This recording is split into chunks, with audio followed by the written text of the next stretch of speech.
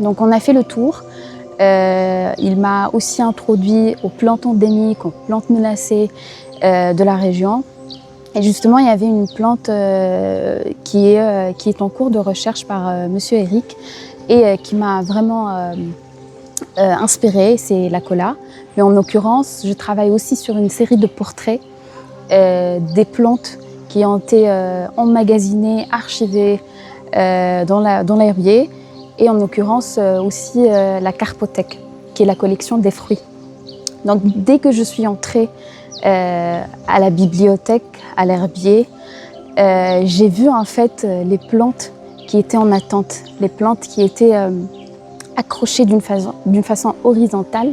Et elles étaient prêtes à être présentées, prêtes à être valorisées, puis à être conservées.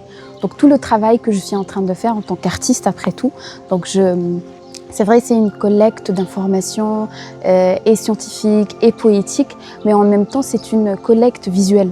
Donc je travaille principalement dans la partie de conceptualisation sur le fait de capturer toute cette banque d'images et toute cette banque de textures de la végétation et de recréer justement des portraits de ces plantes-là pour avoir des nouvelles plantes que je dirais oniriques peut-être, mais qui relatent justement à un réel quelconque. Donc quand tu vois le portrait de la plante, tu as l'impression que tu connais, mais tu ne connais pas en fait.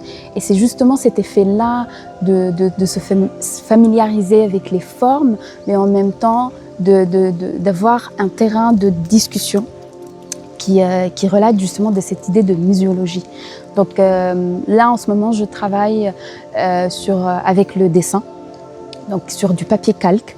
Et c'est des formats horizontaux de papier calque. Et justement, le papier calque, il me donne cette liberté ou cet aspect nomade du dessin où je peux justement travailler avec les couches, travailler avec les transparences de textures et de mettre en valeur ces textures-là.